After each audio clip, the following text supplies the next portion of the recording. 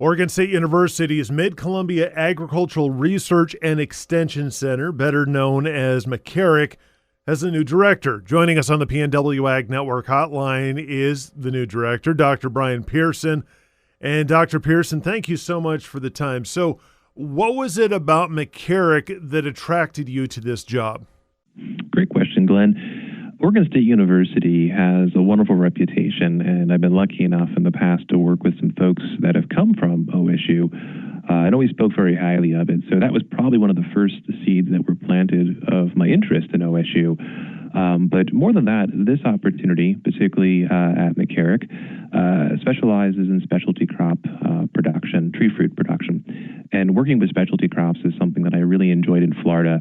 And when coming here and visiting, and especially when interviewing, when I got to meet the stakeholders in the community and to see just how ingrained the stakeholders were in support of the institution, and then taking the results of research and implementing them into the field, it just excited me and made me want to be a part of it.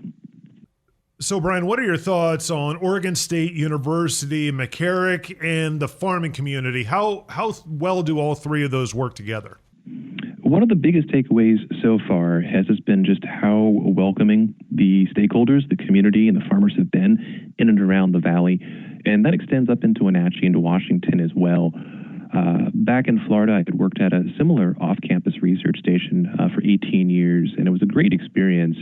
But there, comparatively speaking, was a greater disconnect between the stakeholders and the research center itself. And so I think the most overwhelming part is just how welcoming and endearing everyone has been. And when I'm first landed and tried to get a better idea of, what are the concerns, what are the challenges, what's good, and trying to get an understanding of the perspective of our growers, I was just overwhelmed by how many invited me to their farms, several into their homes, and had great conversations that were really, really helpful to help me get oriented. So what does MACAREC offer to the tree fruit industry? A lot of people, when they think of Oregon State University, they only think of the main campus in Corvallis. I think the beauty of having off-campus research stations, and I've spent my entire professional career at them, is the fact they're located in a location for a reason. And in this case, we're located at the heart, the epicenter of tree fruit production, cherries and pears, within the state of Oregon. And this is a critical, important component for the greater regional needs as well, extending into Washington State, into Wenatchee. And so I think it's important that we're here to do research for our growers and to be a resource for them when they need help and extension research, relationships. And the unique part about being in a location where you have research and extension is it's such a great feedback loop where, for example, a grower has a problem, calls us out, or brings fruit in, and it helps us identify a new challenge, a new need for research. That drives the research forward. We do it, find solutions, provide that back to the grower. And so it's this kind of wonderful reciprocal relationship. So I think that this station, MACAREC in particular, has a really important role to play for cherry and pear producers throughout the state of Oregon, and I would argue throughout the United States.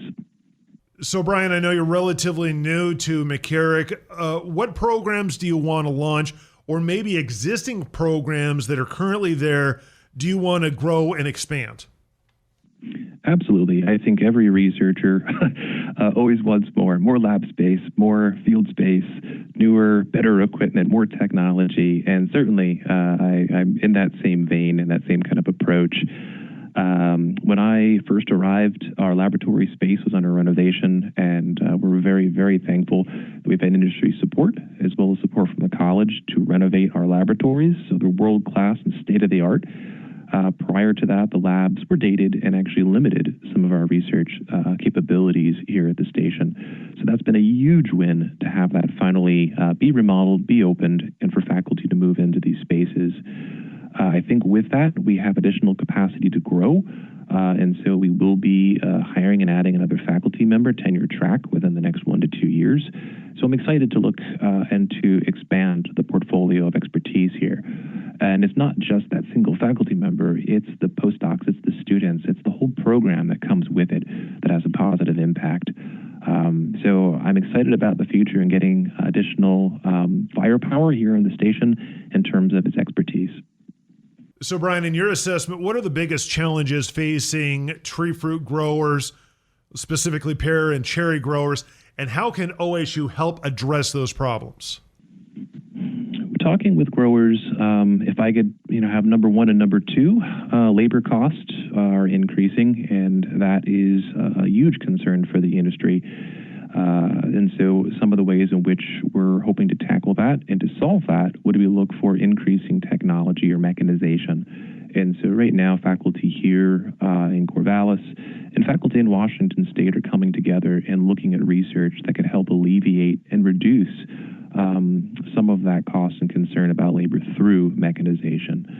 The second, obviously, would be variability in the environment when we have periods of late frosts like we had this spring or high temperatures in the summer that affected cherry production and harvest. Finding and identifying rootstocks or varieties that are more resilient and or technologies to help mitigate some of that stress. And it starts with understanding the stress response from a basic standpoint and then identifying ways to try to mitigate it or select plants that are more resilient to it. But those are probably the number one and number two concerns based on conversations that I've had with growers here and throughout the Pacific Northwest.